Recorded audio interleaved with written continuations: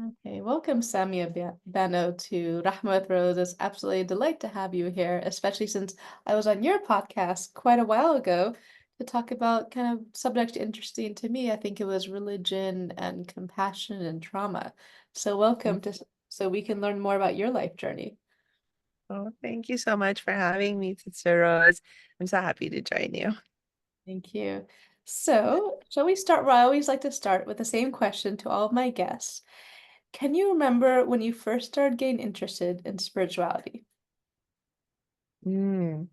Yeah, I think consciously speaking, it was around when I was 14, 15 years old.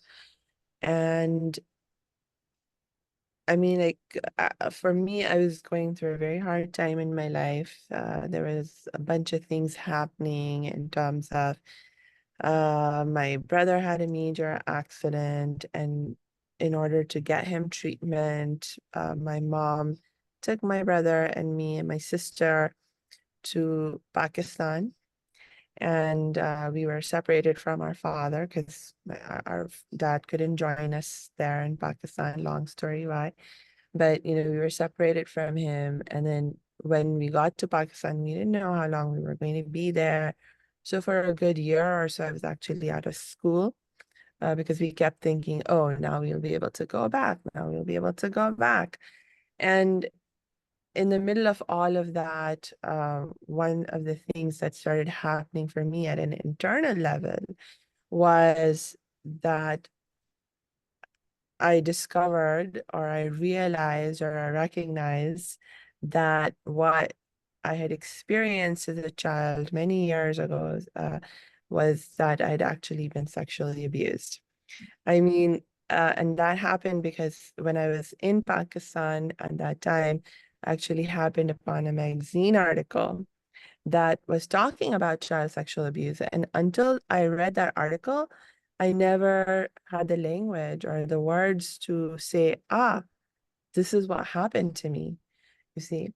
And so all of this trauma came up for me, and there was a lot of anger there that I was dealing with, but also, just uh, like guilt and shame and, like lots of confusing emotions going on. And in the middle of all of that, I was like just feeling very alone and not knowing where to reach out for help because I felt totally incapable of actually speaking up or speaking out to any person and asking for help. I mean, I that just wasn't possible for me at that time.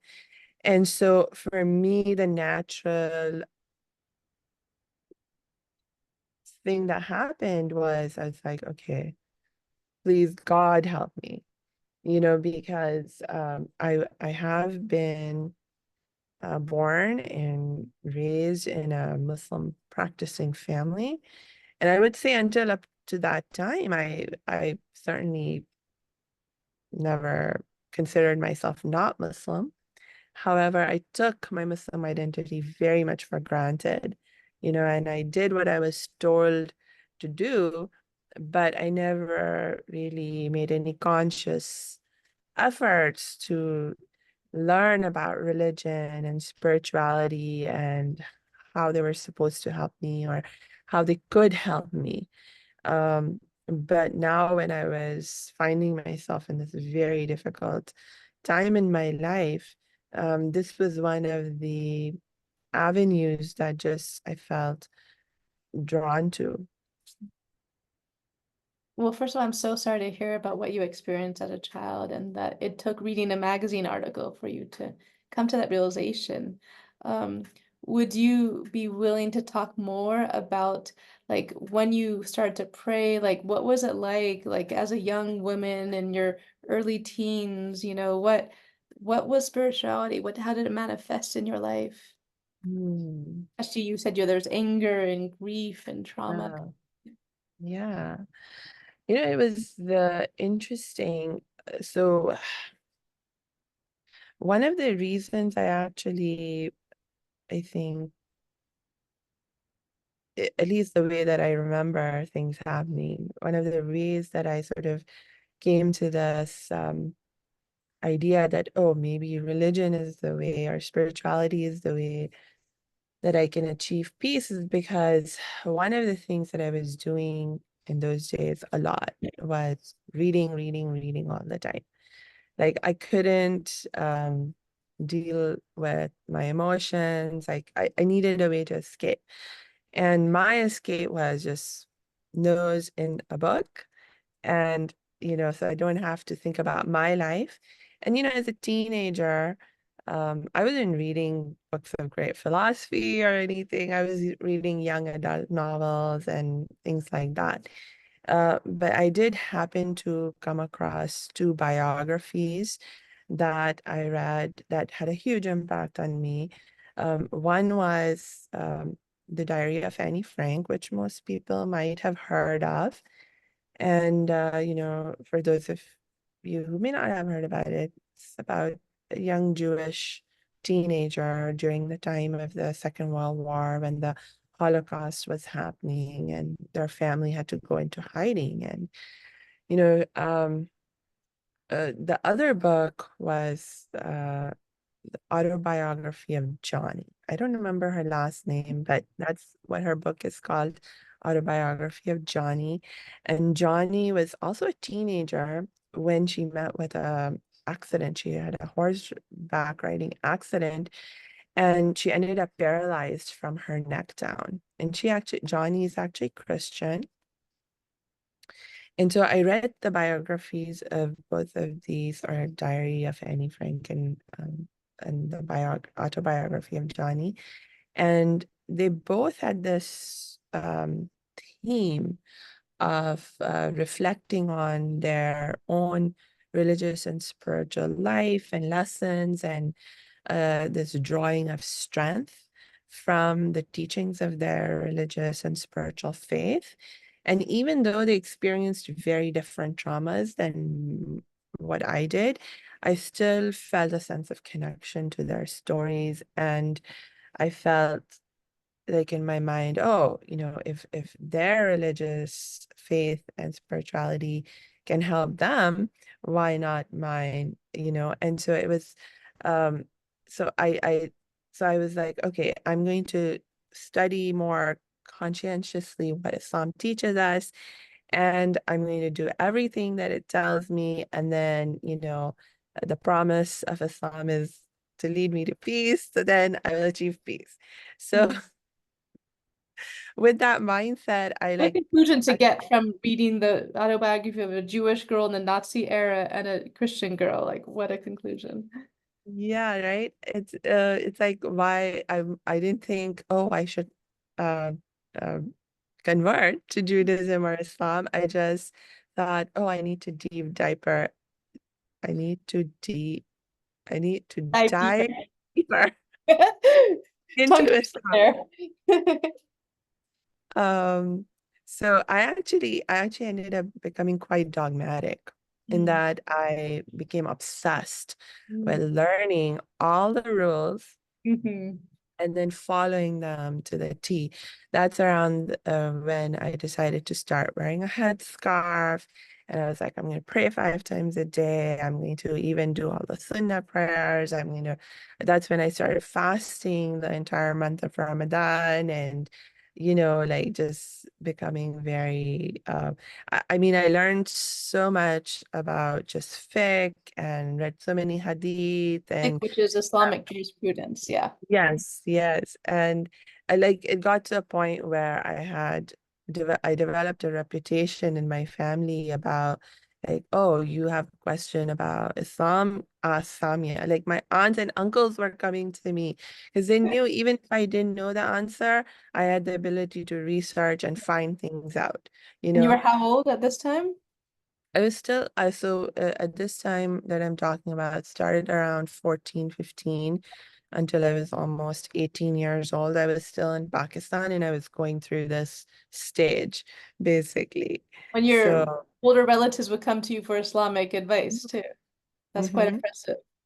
Yeah, well, I mean, it's it's very interesting, isn't it? That, like at that time I was living in Pakistan where 99% or 98% of the population is Muslim, and we only have a 2% minority that claims any other faith tradition.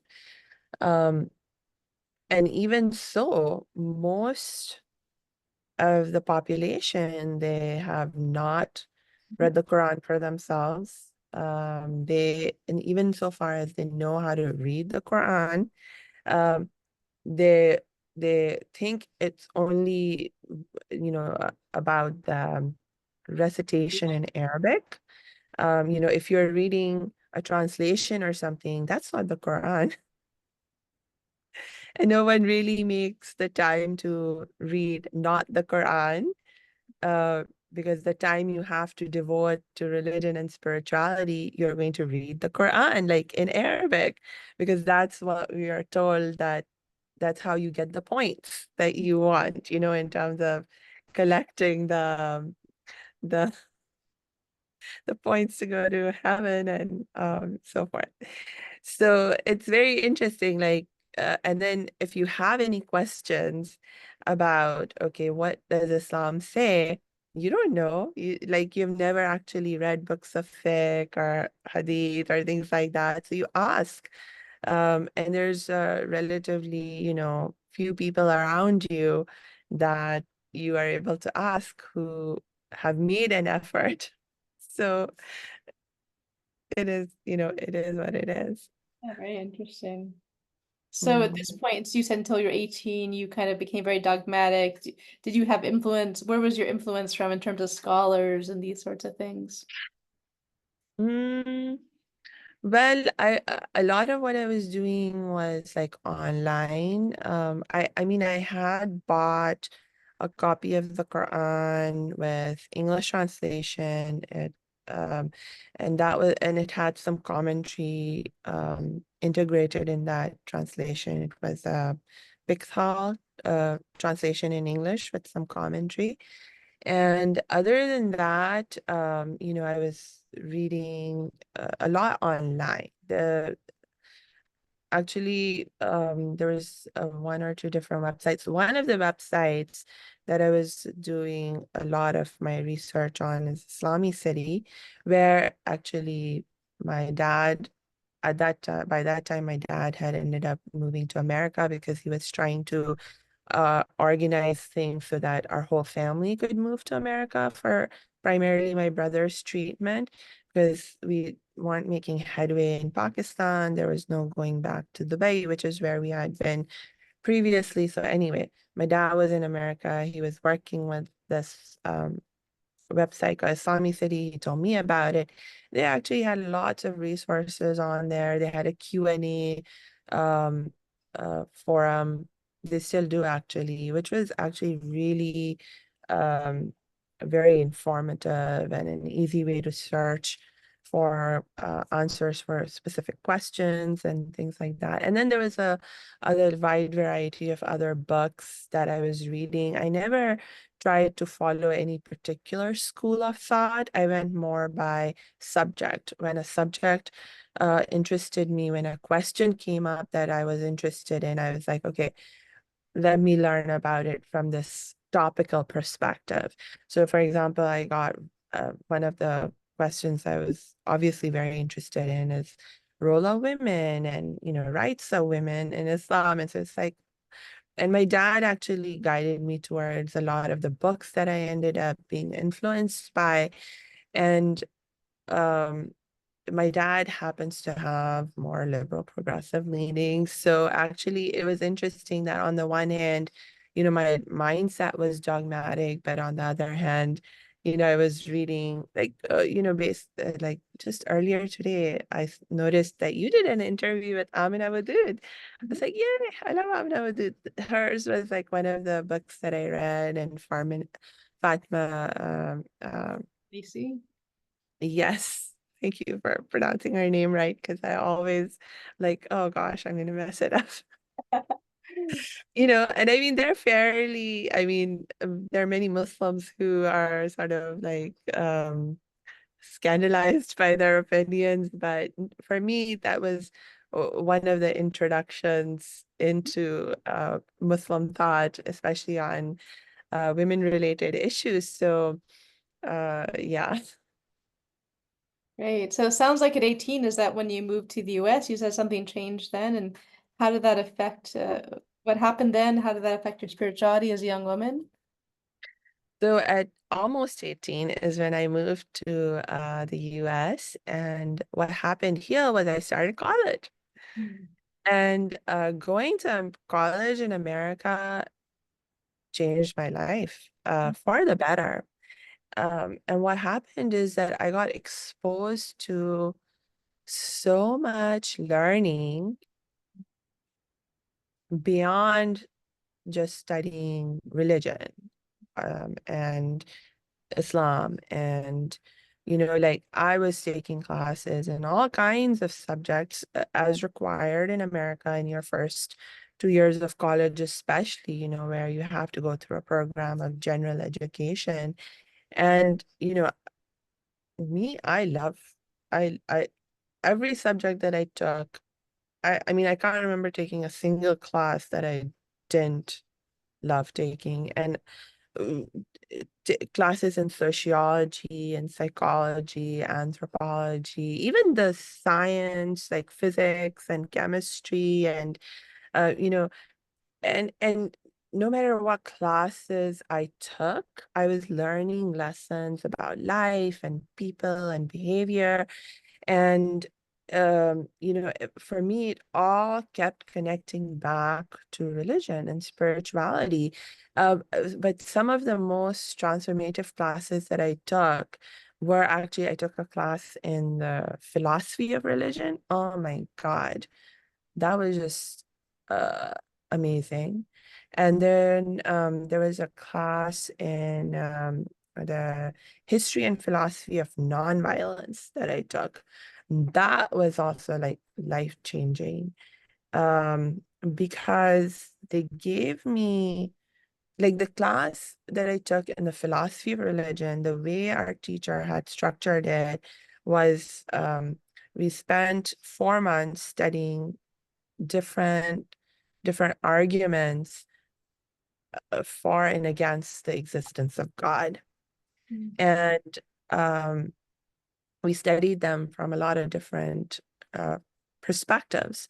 Like we studied logical, rational arguments, but then we studied other kinds of arguments like, oh, look at the evidence in nature, or not, and arguments from scripture, like different scriptures. And the thing that I really was for the first time I was introduced to, it's interesting, I never was mystical thought and philosophy, because like learning that perspective in terms of and actually that was my first, I would say, significant introduction to a more spiritual approach rather than scripture-based religion approach.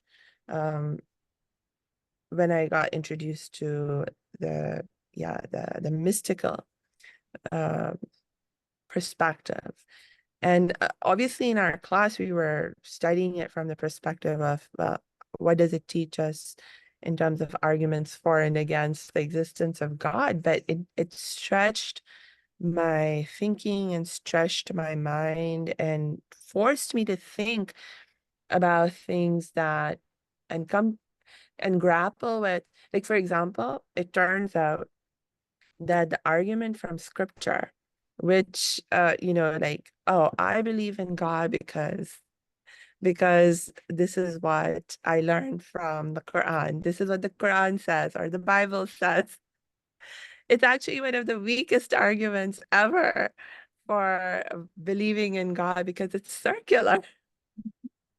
It's like if you believe that the Quran is the holy book, then you say, I believe what it says in the Quran, but it's like, what's your basis of believing in the Quran that it's a holy book, that it's a divine revelation?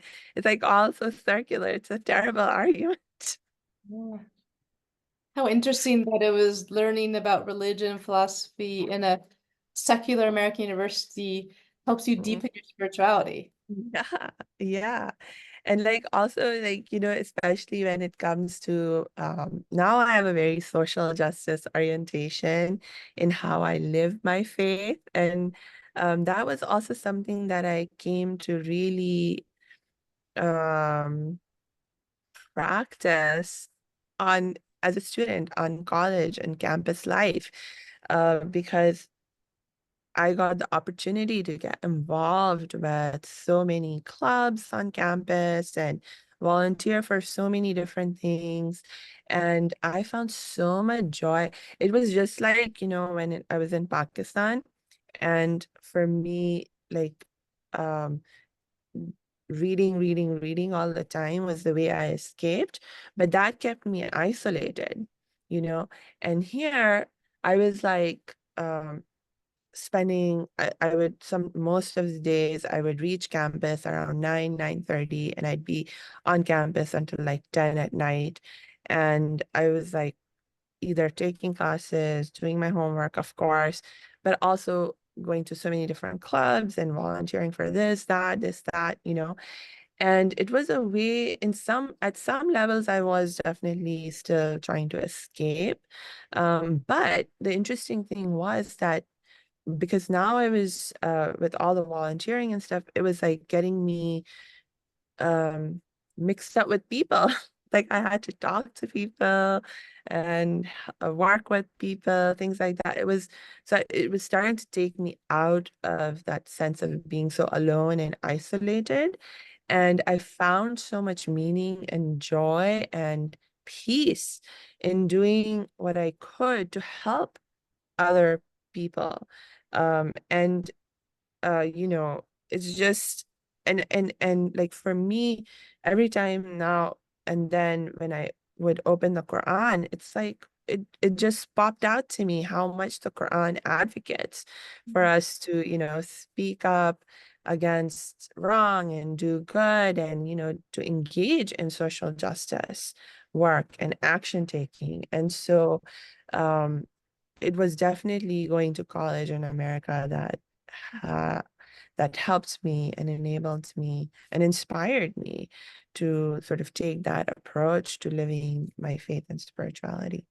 Beautiful. Thank you for sharing. And as a former college professor, I love hearing how much college can have an impact on people, and expanding people's minds and Mhm. approaches. So, question for you, and this is based on my knowledge of you since we know each other from when I used to live in Los Angeles and we ran in many of the same Muslim circles and communities and activities. So, I remember what was especially unique, or what is especially unique about you, is you would be equally comfortable running activities for a very conservative mosque in Los Angeles as you were running a circle for the most progressive Muslims or progressive values circle, right? Very different approaches to Islam, very different people involved in this. Tell me more about this. Tell me more about the Samia who can find herself comfortable in really any setting. And also, you're very big in interfaith as well. So, how did you come to this place, and what does it mean to you and your spirituality and your understand Islam to sit with all these very different people in a way that most people don't do? Mm. Um, you know, so I definitely going to college in America, I was forced to drop my dogmatic approach to religion. It just didn't stand up to the intellectual rigor, but also um the thing was that I was continuing to learn. Like one of my huge focuses throughout my college life, which by the way, I took my time graduating. I took 6 years to get through college.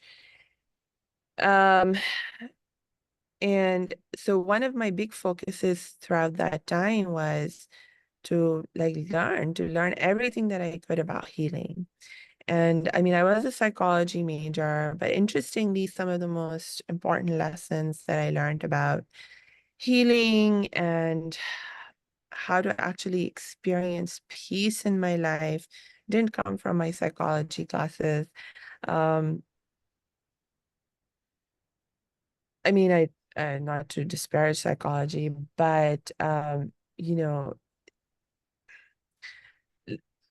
there, you know, one of the most important lessons that I have learned in my life, and it definitely started for me in college, is learning to just to look at different perspectives, and really try to find the merit in the different perspectives. And you come to realize that, wow, there usually is some merit in any given perspective on any given issue.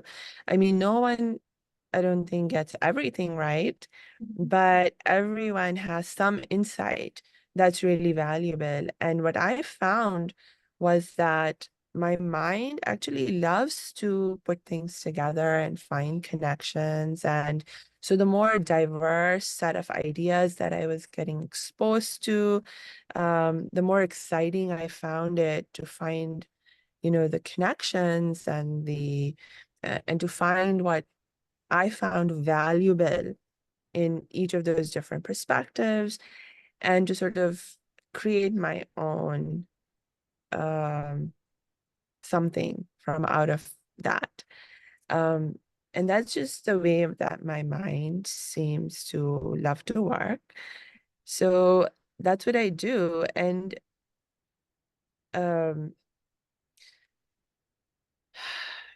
when it comes to moving in different Muslim sub communities where they have different orientations and beliefs, it really is about, as a Muslim, as a spiritual person, as a religious person, I have different needs.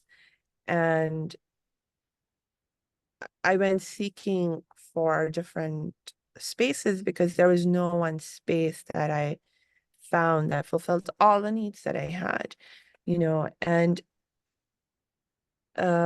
and the thing is that whenever I go into a space, I do my best to go with a mindset of loving the people that I find there as they are, so without having any conditions of, you must change for me, or you must be already in alignment with how I think and am for me to be with you or to love you.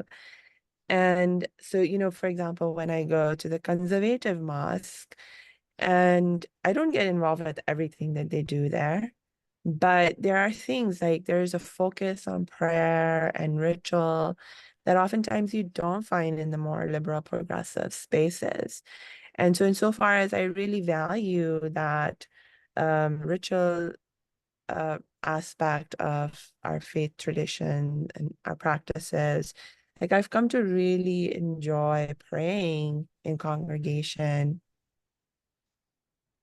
um, you know, uh, that's a wonderful, beautiful space to be in. And, you connect with human beings over there. You learn about the struggles that they're going through, and you find so much that you can work on.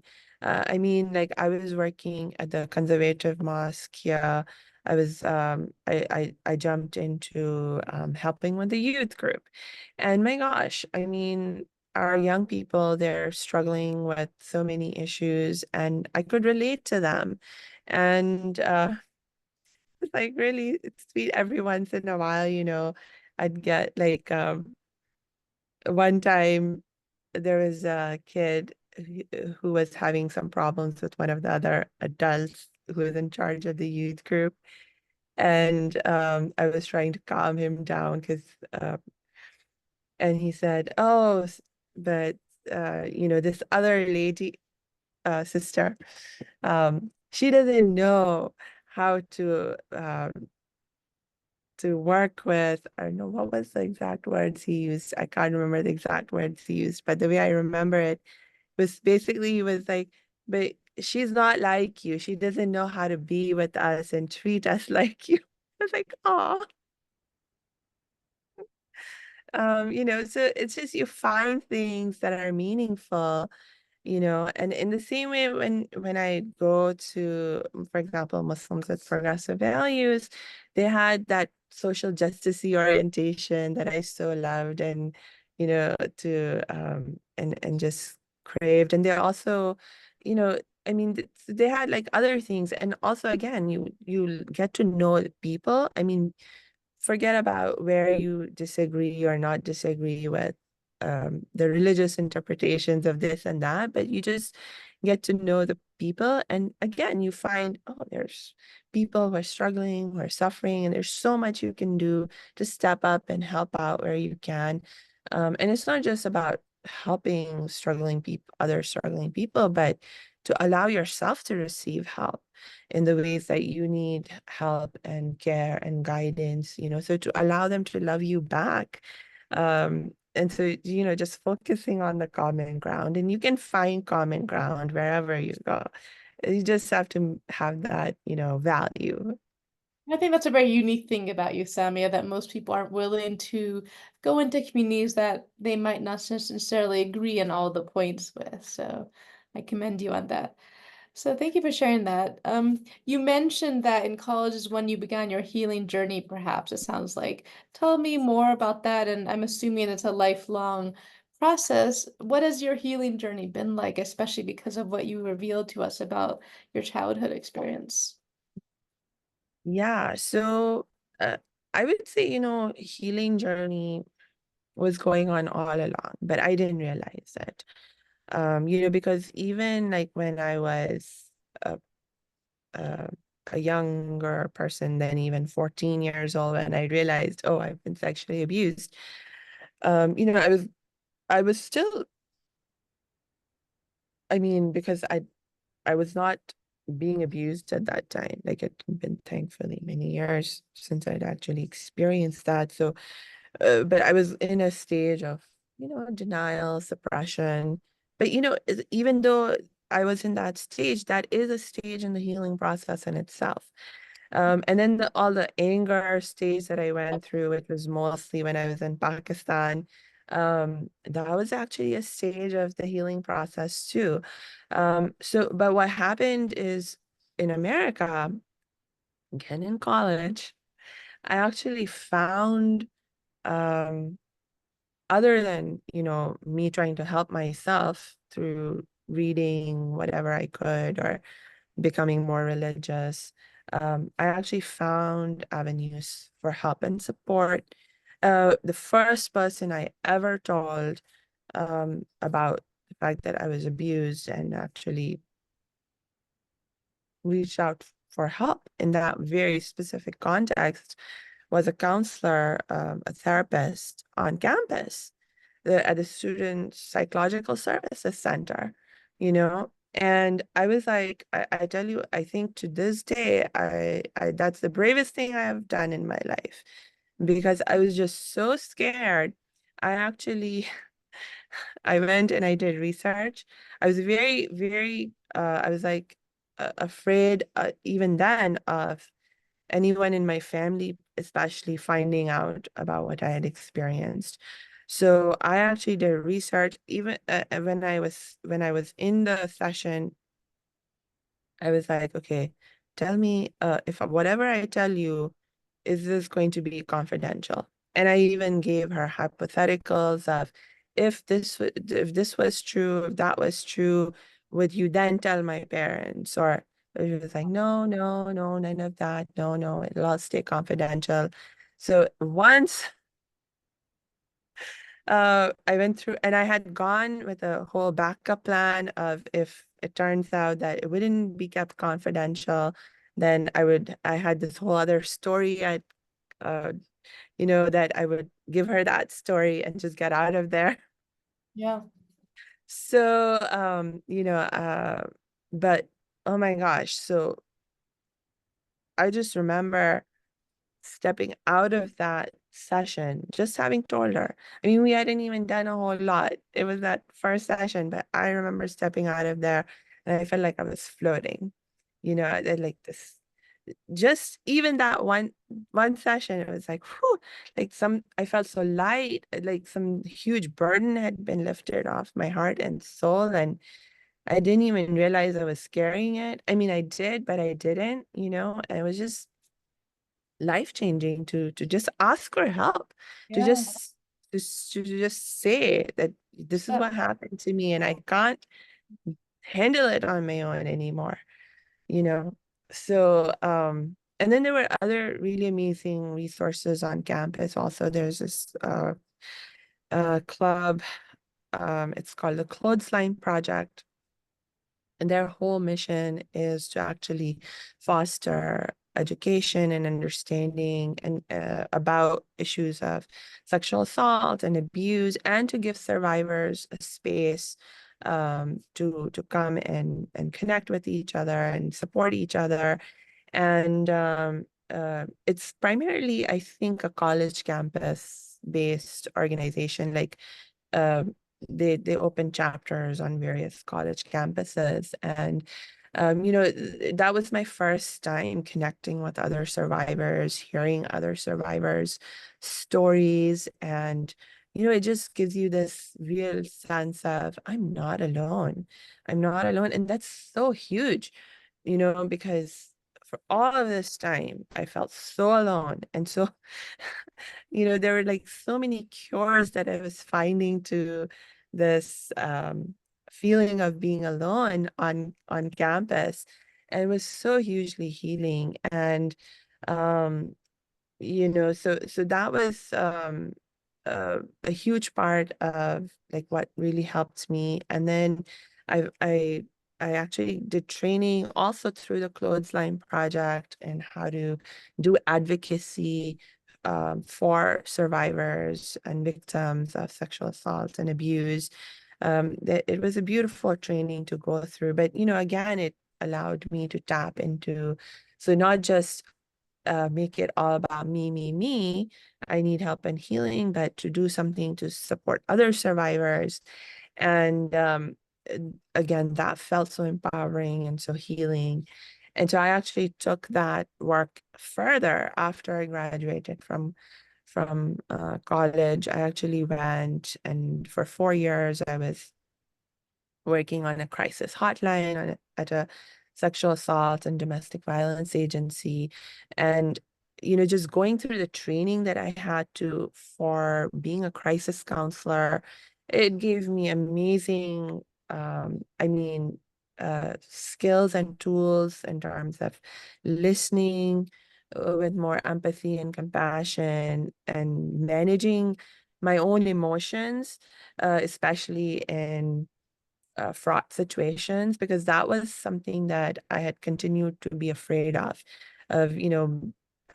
like I didn't feel confident about being able to handle my own emotions, especially in emotionally fraught situations. And so I actually made myself go through that crisis counseling training because I was like, well, this will teach me how to handle that. Um, and it sure did. So that Wonderful. was a huge one also. And that was also, by the way, a very scary thing that I made myself do. But it turned out once I got into it, it turned out to be easier than I Yeah. had expected. It sounds like you really jump headfirst into places and things that you want to learn more about and expose yourself to. So it sounds like you've taken some very brave first steps that really have paid out too. Yeah, yeah. All with the mission of, first of all, becoming more peaceful myself, because I'm like, I want to live peace. I'm done with suffering. I don't want to suffer anymore. So wherever I can go, wherever I was guided in terms of, learn this. This Yeah. is one of the pieces of the puzzle for how you get to live peace. It's like all for the learning, and applying the learning. I think that um, I've always been a good student in that way, that what I learn, I do my best to apply. So even when I became dogmatic, it was, with that mission that I wanted to really apply and not just, be theoretically reading and learning stuff, but then not applying. So, yeah.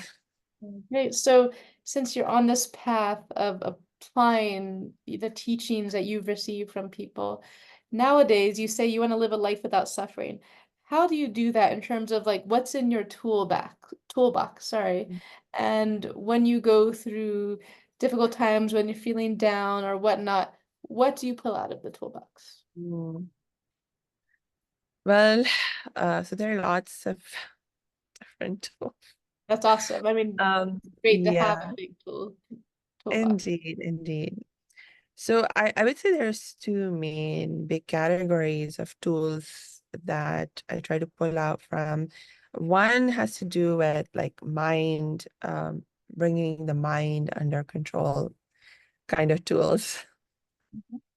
Because our mind is actually the source of a lot of our suffering in terms of, it's thinking it's holding the beliefs and thinking the thoughts that cause the feelings of suffering and hurt, pain, whatever that we're experiencing and that keep us feeling trapped and so forth. So it's like, how do you calm the mind down? How do you begin to manage your mind? Um, So one of the most important tools there is just watching your thoughts, catching the negative ones, that are making you feel bad, and then transforming them, replacing them with more positive thoughts. And uh, this actually is not the easiest thing to do. Because, No, that's really but hard. yeah, it can be really hard, but it's a practice that you can learn, and the more you practice it, the easier it gets.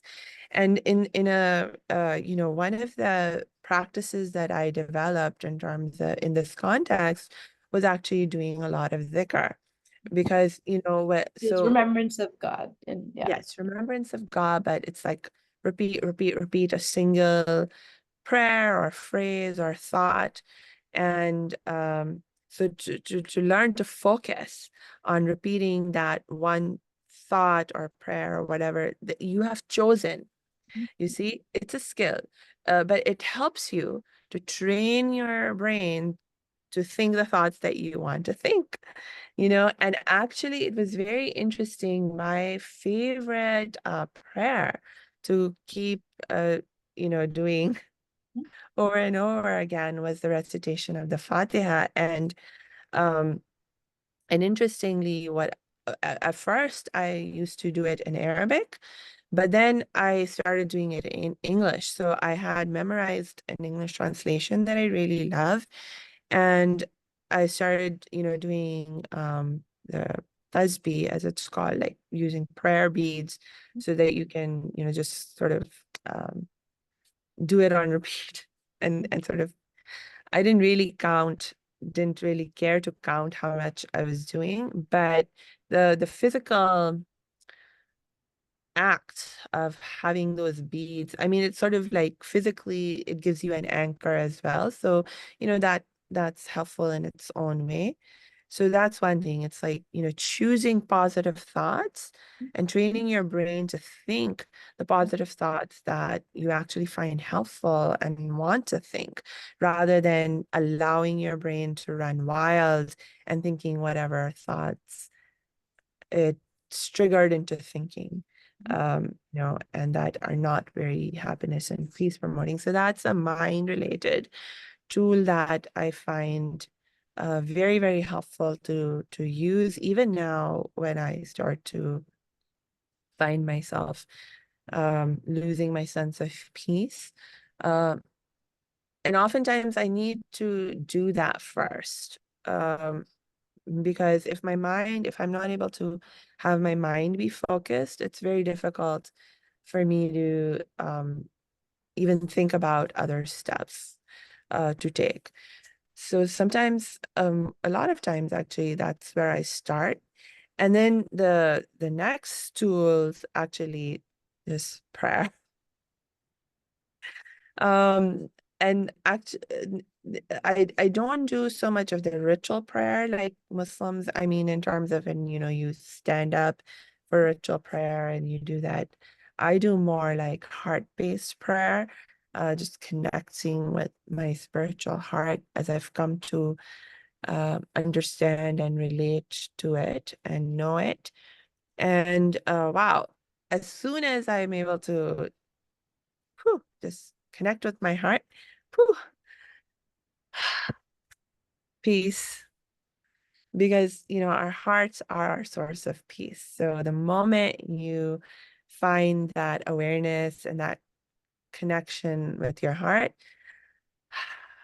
all of the mind frag goes away. That's, and it's immediate. That experience of peace is immediate. And then it's just a matter of, like just holding space there. And that's where, when you're in your heart space and you pray from your heart,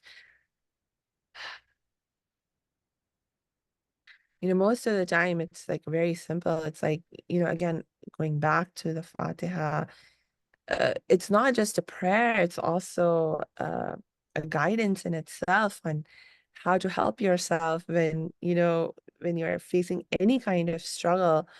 And I think because I spent so much time, just doing tasbih with the Fatiha, I feel like in some ways I internalized a lot of the learning. I mean, there's always room to go deeper, and I actually feel so amazed every so often. I have another insight, where I'm like, wow, and it's all still relating to the Fatiha and the wisdom of the Fatiha and what it's showing us in terms of how to achieve peace and get the help and support that we need. Um, and so it's the prayer, but the prayer coming from the heart. um and you realize more and more that you don't have to figure it out. Like, I don't have to figure it out. Allah shows me the way, like one step at a time. Sometimes when I'm in my impatient mood, I'm like, God, please just show me the whole plan. And I want to know where this is taking me, where I'm heading. But sometimes it's just, no, take this one little step, just take this one little step. And when you take that one little step, then you're shown the next little step. Yeah. Take. And so sometimes in my impatience, I'm a little bit like, no, I want to know the plan. But it's like, okay, it's okay. Just take the one little step. And so then I don't, so then it's like, okay, don't have to figure it out. Allah is showing me the way. Just take the little step. Yeah. Well, that's beautiful. Thank you for sharing some of these most important practices, especially your being grounded in Islamic practice. It sounds like you've really developed a healthy relationship and approach to Islamic ritual that some Muslims still struggle with. So it's really nice to hear how you find your grounding and your bearing in the practices. So as we wrap up, I'd like to ask, and I ask all of my guests, what are some pearls of wisdom you'd like to share with listeners to this podcast? Of your life journey, what would you like people to know or learn or take away? Hmm. I think one of the things that really carried me through my journey and continues to carry me through, I personally found this really motivating, is to know what is possible uh, in terms of living peace and joy and happiness. Because um, most people are their experience of peace and happiness and joy in life is that it's like a very up and down journey. It's like a roller coaster, emotional roller coaster. And most of the time, like, for example, if you, this is a stat I learned in my psychology um, education. If you ask most people, like, how happy are you? Mhm. On a scale of 1 to 10, most people are somewhere between 6 to 8. Mm. which means they're not really depressed, but they're also not really, really happy in the sense that, there's time when they're happy, and then there's times when they're struggling, and they're not really in control of their happiness. And most of the time, the best they feel is like that eight, Mm. or that's the best they feel like they can even maintain. But when I was taking classes, the first time, as I mentioned, I got introduced to mystical perspectives and thoughts was in that religion, philosophy of religion class. But then I took a few years later, I took another class still in college, on Buddhist meditation philosophy. Buddhist philosophy, by the way, is basically a mystical approach. And so that's when I became even more aware of the mystical perspectives and so forth. And in the context of Buddhist mystical philosophy, we learned about the concept of nirvana and achieving enlightenment, and the state of being where you experience absolute peace and joy. And I mean, it's like you're not dead, you're conscious, you're alive, but you're experiencing pure joy, pure peace, and uh, you have this awareness of the divine, that and you can experience the divinity in everything that is when you interact through that consciousness with the world.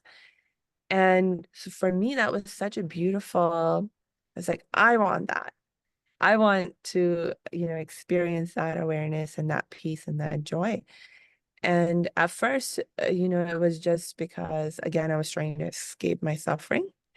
But interestingly, one of the very important lessons that you learn is that if you truly want to achieve nirvana and enlightenment, you have to learn to let go of your attachment to everything, including your need and desire to achieve nirvana or enlightenment.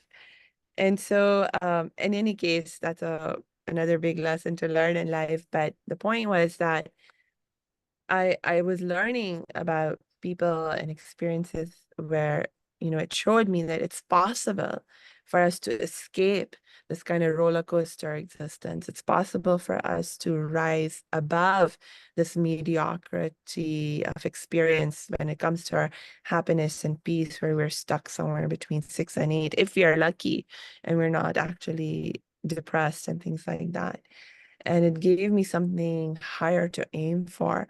And so for me, I was like, I might not be there yet, but I'm aiming for it. It's possible. And so it keeps me motivated to continue the journey of learning more and practicing better, and things like that. So I'll stop there.